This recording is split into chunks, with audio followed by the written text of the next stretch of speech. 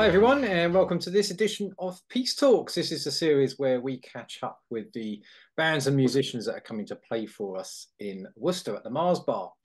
And for this episode, I'm joined by Iain Ballamy, who's coming up with his IBQT quartet on Thursday, the 4th of April. So, hi, Iain, and thanks for joining us today. Thank you. Yeah, looking forward to coming to Worcester. Is it your first time in Worcester playing I Worcester? reckon, you know what, it might be. It might be. I'm hoping Excellent. to visit a friend while I'm down there as well. So Oh, don't get up fantastic. up to the Red Soil District very often. So looking forward to that. Yeah, Cool. So you're based down in Freem, isn't it, at the moment? yes, that's right. Somerset. Somerset. Yeah, Nice. 22. Yeah, it's quite interesting actually. We've had quite a few bands sort of recently that have come from the southwest of the country. Well, it's a bit like upstate New York, you could say. It's a lot of lovely musicians have migrated there in the last. I've been there 22 years now, so yeah, we got a good scene here. We're kind of self-contained. Yeah, yeah, cool. Tap into it and bring them slightly further up to the Midlands. That's grand. And this is actually part of a tour, isn't it? At the moment that you're doing a few Yeah, we're dates. doing a little Midlands tour. Not too many dates. I think it's Warsaw, Kenilworth, Birmingham, Worcester. We had another one, but that sort of disappeared. Wolverhampton, I think, disappeared. So Oh, okay. for the time being, anyway. Ah, cool. I don't mean Wolverhampton disappeared. I No, mean, the gig. We come on to Wolverhampton actually because yeah, the recently appointed jazz development officer there at Wolverhampton, Knack, is doing an interesting book. So we'll come on to that later on. But okay. Oh, yeah, so he is too. Yeah, I yeah, know. cool. Mhm. So yeah, do you want to sort of start with a kind of how it all started for you musically? Kind of where you grew up and kind of how the The whole shaboodle. well, just you Uh, know. Okay, well, I mean, I've got used to sort of truncating this, but okay, in the very, I'll try not to be too boring, but in the very beginning, like, my dad was a semi-pro jazz player, a piano. Okay. He couldn't read, but he knew about 1,500 tunes and the key didn't matter. And he used to do functions and jazz gigs. And um, back, he worked at a club in Aldershot called the Owls or Night Owls or whatever it was called in the 70s and 80s, where they got guests down from London and so I was exposed to that at an early age. I had three piano teachers as a kid, like Goldilocks and the three piano teachers. Like this one was too hard and used to hit you. This one was too soft and didn't discipline you enough. And the third one died, which was a bit Oh weird. no. Nothing that I did, but and it came at a time when I was dwindling with my music, doing it more through guilt than through sort of commitment, and done some grades and all that stuff. And then I got locked in a room, conned in fact, into recording one of my dad's rehearsals in a room. I thought I was going to go to a pub and have a shandy, but it turned out it was just a front room in Woking with a reel-to-reel tape recorder. And um, over the course of 4 hours, I went from being a sulky teenager to seeing this guy playing saxophone, and incrementally over that time, I just realized he was cool, it was cool, and it was literally like a light bulb moment. And said to my dad in the car on the way home, Dad, in a high voice, I want to play saxophone. He went, well, they're really expensive. And I said, well, I've got around money, Dad. And he said, well, let's get Brian round and his wife for dinner so you can have a go on his one and see if you can get a note out of it. And I could, and I did. And then he said, well, you find a saxophone.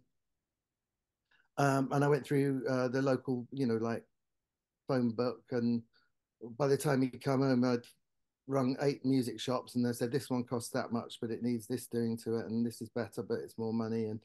And I got my first saxophone and a fingering chart, and started learning all wrong. Um, Double lip, Okay. was to put your teeth on the mouthpiece, and then so I had to change that.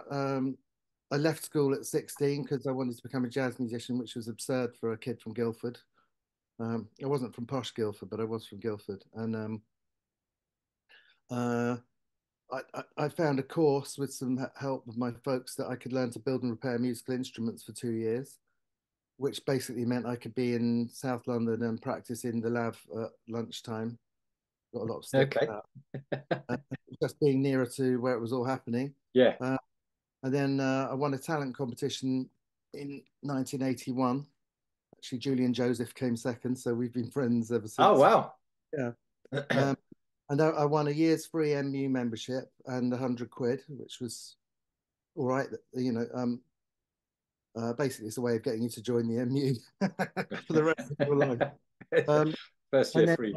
I went on a couple of jazz courses at Wavendon, run by John Dankworth and all the most amazing musicians there, like Tony Cohen, Phil Lee, and Norma Winston, and Trevor Tompkins, and Jeff Klein, and John Taylor, and just amazing people running this course. And that sealed it for me. I met some of my friends that I know still know now on those courses, like the Bancrofts, Phil and Tom Bancroft, Nicky Isles, Mark Lockhart, Guy Chambers, who's now rather successful, and a bunch of other people. So that was a really like amazing kickstart, because I didn't know any other kids like jazz. It was a horrible time in the early 80s. There was this nasty new romantic music my sister used to listen to, and I couldn't bear it. And it was torture. I was listening to Roland Kirk, and she was listening to Human League.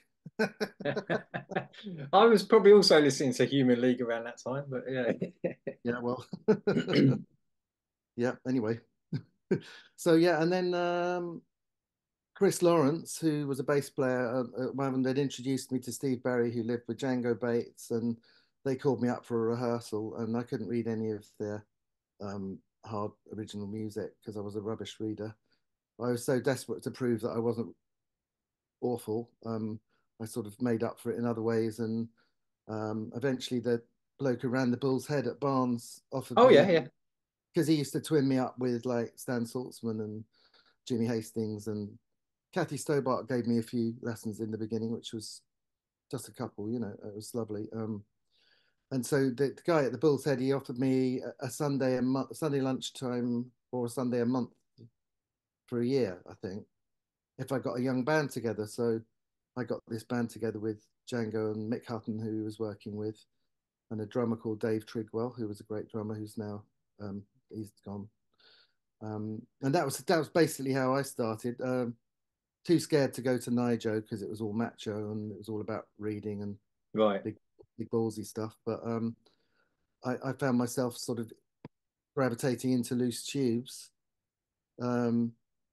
which was a workshop band, obviously, that started with Graham Collier, and that became the beginning of Loose Tubes. And at a similar time, I met Bill Bruford, who was into jazz, and he got me around and got me around to play on something he'd done, and we kind of hit it off, and it just sort of grew from there, really.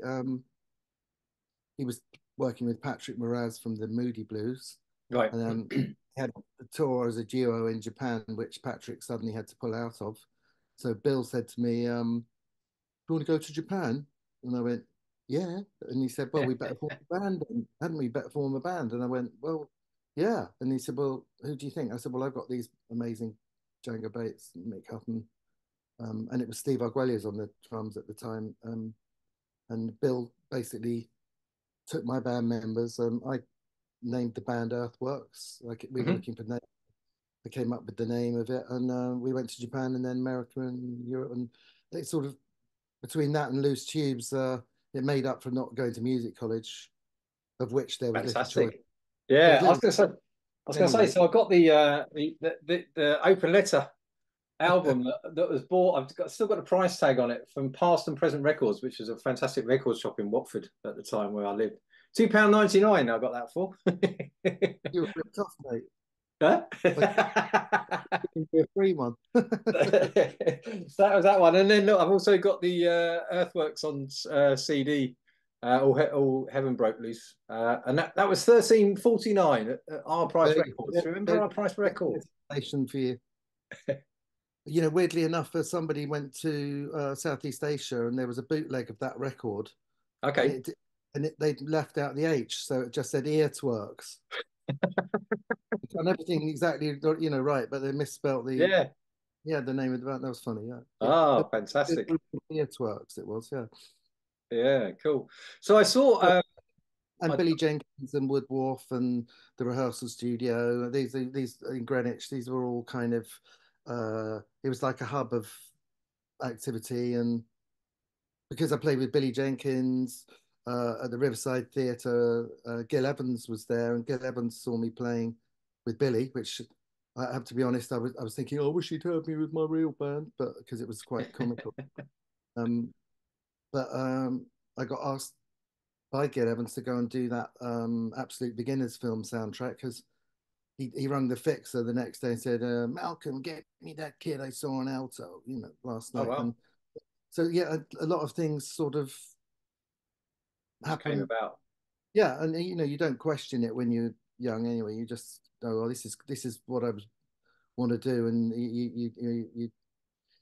you don't stop to think, wow, this is an amazing phase of my life where these things are happening, and but it was like that's how it was, Mm, very good, lucky time, like with in the 70s and the early 80s, there'd been a kind of bleak emptiness, not musically, but opportunity wise in British jazz, and the stalwarts that inspired us, like John Sermon and John Taylor and Evan Parker and Kenny Wheeler and Stan Saltzman. They were all looking to abroad and further afield because there was nothing much happening here, not for those people. And the free jazz scene was like existing underground, and we came along in this sort of bubble of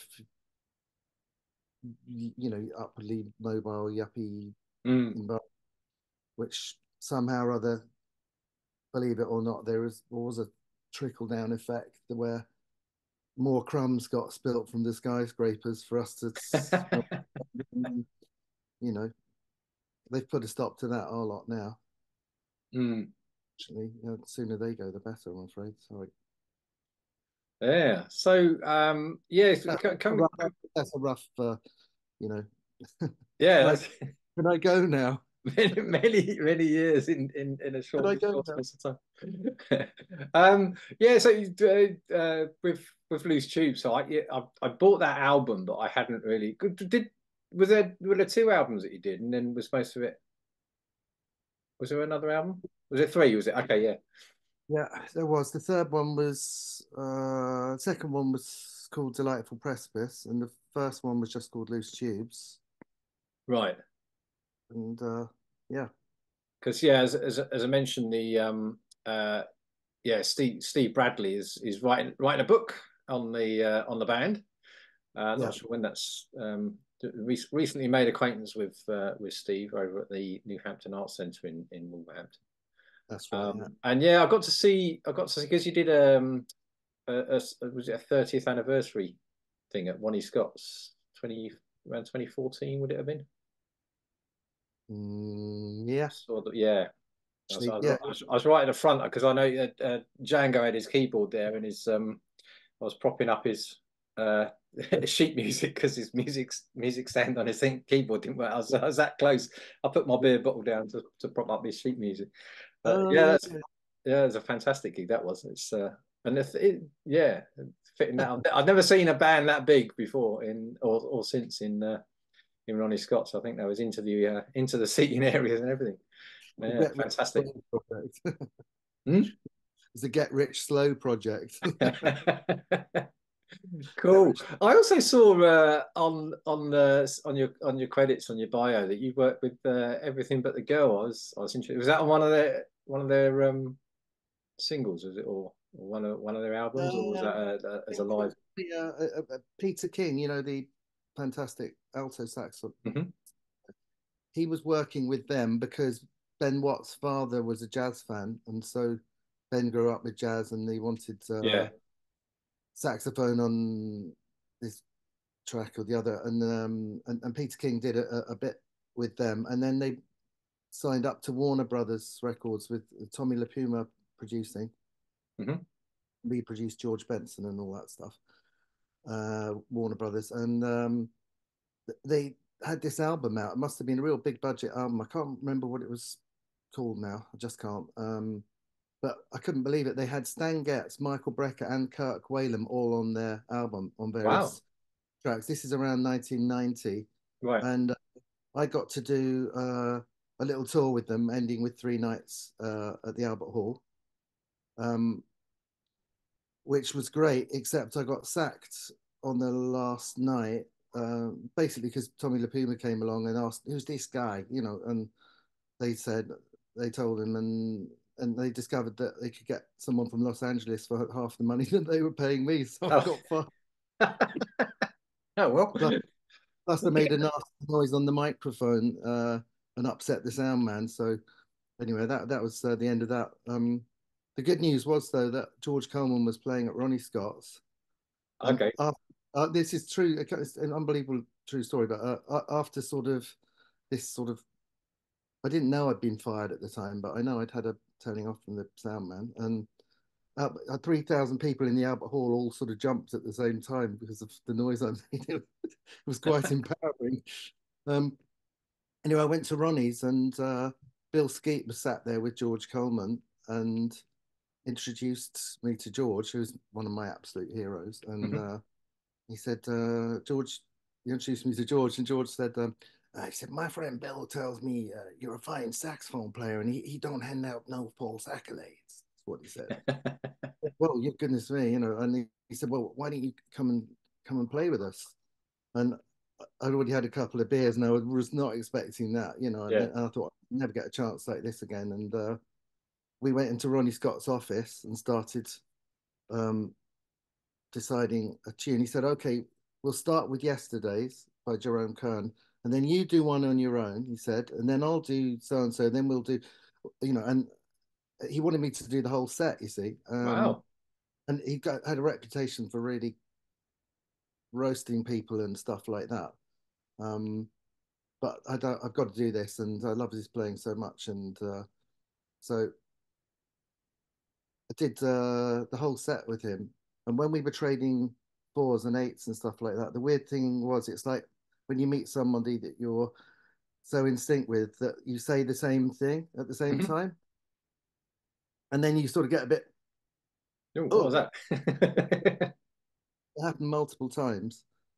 And after that, we've never lost touch ever since. He rings at Christmas and I call him up, and um, I've been to visit him he's very elderly now, but I've been to Mm. visit him in Manhattan, and I just, it's just the most amazing man. My son plays trumpet, and he asked me a couple of years ago, said, how's your son doing on that trumpet there? And Oh, cool. uh, he said, tell him to go and get his horn, and my son started playing Grooving High, and I could hear George on alto in Manhattan on the end of the phone. Playing along. Yeah, and I was just thinking, I can't believe this is happening, but it all stems back to that night. Anyway, you started this with the everything but the girl thing. What's their good things? Silver lining. Every cloud has a silver lining. Yeah, splendid. Ah, that's great. You got a couple of other projects you've had on the go. There was Quercus, is it? With Hugh Warren And June Tabor. Yeah. and June Tabor. Yeah, because Hugh was playing with us in when was it? Just looking at my board in November with he came up with Corey Dick, the drummer, Corey Well, Dick's band. So yeah, so there's that, and then the quartet, the IBQT quartet that you've got. I think you've also had Hugh because that's had a number of lineups, hasn't it, over the last sort of 3 or 4 years? yes, it has. I mean, I think at the end of the day, the trouble with having bands with busy people in is that sometimes you've got this great bass player, but you can never get them because they're just Mm. too time, or they go abroad, or they've got other things going on, and after a while, I've always thought actually keeping a steady band together is a really great thing to do, but it's also it means that you can only get, if it's dependent on that, basically Yeah. this is trouble.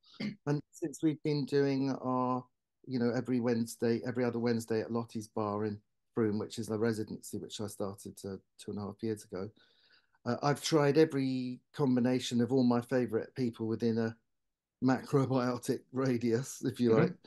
Mhm. And this particular one, with Rebecca Nash on piano, Nick Pini on bass, and Jeremy Stacey on drums, it it's having a good band, as you know, there's an alchemy aspect to it. You don't need Mhm. 4 shredders, and you don't need 4 groovers or 4 burners. You need a nice, you need a kind of, what's the word? It's a polarity in the band. Okay, right. And sometimes you don't need 4 acrobats in the band, I Right. don't think. You Yeah. need a counterweight, a counterbalance to that. And just somehow or other, this particular lineup is for me, it really works well, because I mean, Jeremy's a very strong and very robust and quite burny jazz drummer. Mm. Rebecca kind of, she reminds me sometimes of a cat playing with the wool. That would be the metaphor. You know, Okay. sort of mischievous sometimes harmonically, and unpredictable in a, in an exciting um, and relaxed kind of way. She's Yeah. got, unique. She's a very unique person, very unique musician, unique player, unique interactor, and stuff like that. And Nick is just such a true, strong, true bass player. He's not like a bebop alto player trapped on bass, if you know what I mean. Right. He's, Okay. I think I get you. you know, some bass players, they get a bit upset if they don't have 18 solos a night, sort of thing. And whilst Nick is a really fine soloist as well, he just, everything revolves fantastically around him, and it's a good combination, a good alchemy. Mm. So that's um, and by calling it IBQT, apart from the witty an acronym or whatever they're called, um, there's a tradition of bands being called things like that. And MJQ was Modern Jazz Quartet, Yeah. and Yeah. um, I did notice there's a completely unrelated IBQT that's if that's on Spotify. Completely different. So what the hell's if anyone's looking on Spotify for Iain Ballamy, so search for Iain Ballamy at IBQT, you might be surprised at what you find with IBQT. what is it though? It's I only had listened I think they just got one EP out from about 2015. It's kind of just a pop kind of bit rappy kind of thing. Oh right, okay, I'm yeah. not even sure. Couldn't find that any other information about them really. But there you go. I'll That's find the wonderful world of Spotify, isn't it? Anyone can produce stuff and put it up there, and out it As long goes. as some of their royalties get wrongly sent to me, I don't care. Fantastic, yeah. Yeah, cool. And so, yeah, so look, that lineup. Really looking forward to that. We actually had Jeremy was up in January because we had a band called FNUK, which was put together by Pete Case, a bunch of friends basically from the sort of Bournemouth jazz scene from the early 2000s. They all Oh, started together, and that had Jason Rebello, who's also been in your quartet on a couple of yeah, occasions. Yeah. yeah, So that yeah, was a cracking night, yeah. January, we opened up our 2024 program with that, and with Paul and Jeremy Stacey, and then Jeremy was due to yeah. come back with David Preston in February, Yes, but yeah. I believe he got a Black Crows gig out in LA the week before, so he had to fly out. He got notice of that, so he had to fly out to LA. But so yeah, looking forward to seeing Jeremy back at the Mars Bar. That'd be grand. You Um, are. so what just for people that may not have kind of heard you're playing, or specifically the stuff with the quartet, what sort of stuff can we look forward to? What is it all going to be your own compositions? Is there Well, there's there's a way of looking at things. You could say, oh, playing standards, oh, that's just lazy because it's a pickup thing. But there's another way of looking at it, which is neutral ground means that everybody can bring their take on shared knowledge and shared material to the table. It's difficult to translate that aesthetic to your own original tunes, which obviously you know better than everybody else, and they mean more to you than everybody else. right? So, um, what I like to do is when it comes to standards, I like to find a way to couch them, and a way to frame them, and a way to connect with them sometimes I rewrite them, sometimes I reharmonize them, sometimes I base an original tune on them. Sometimes I do a kind of in this style of version of them. But most importantly, I think of a tune as an opportunity, if you'll excuse the pun, for us to get something started. And the trouble is, when you're playing original material, unless you've had millions of rehearsals and you're not using any music, it just somehow it feels to me like you're performing reading music in front of people rather than just Okay. area, you see. So that's where pure improv comes in. And I like to uh, have a quite an amount of improv that leads up to whatever the tune is, whether it's original or whether it's Right. just to settle in and get something happening rather than like you count in the tune and everyone's looking at the charts and the chords and that. I don't really enjoy reading music in front of people. I think I've only used music for a gig in the last couple of years, maybe once or twice. For everything else is all in the mind, you know. Mm. And I feel like I can actually play rather than sort of reading from a crib sheet or hymn sheet Yeah. or a speech from a sheet rather than delivering a speech from without it, sort of thing.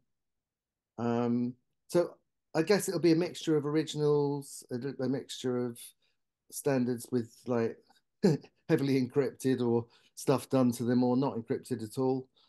Some of the music will be really, really old school, like 1920s. Some of it will be like Whipsnade Zoo burning down. Just kidding. Not really. A mixture, really. Um, we like to keep it sort of a bit fresh and decide how we're going to do things at the time. It's not like a set piece, like a show that if you went one night and thought, wow, that's amazing, and you come the next night and go, oh, they did that exactly the same. Right. Okay.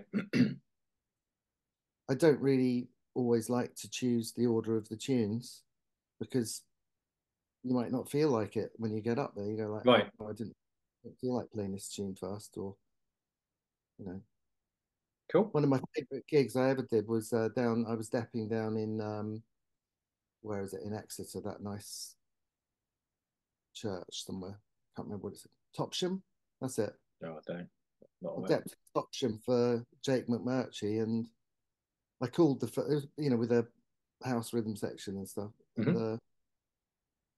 I had called the first tune, and I thought I really just I don't know what I want to play. So I just said to the audience, "What do you want me to play?" And they all looked at me like, you know. From the second tune to the end of the gig, it was entirely requests, Ah, and it was literally one of the most enjoyable. Including it was in his church, so we got a hymn book out and said, "Right now we're going to play a hymn. What hymn do you want?" And we, wow. yeah, and as I was driving home, I was thinking that felt like a really spontaneous gig because it wasn't all locked down and pre-planned. It was Mm. great. It was so good.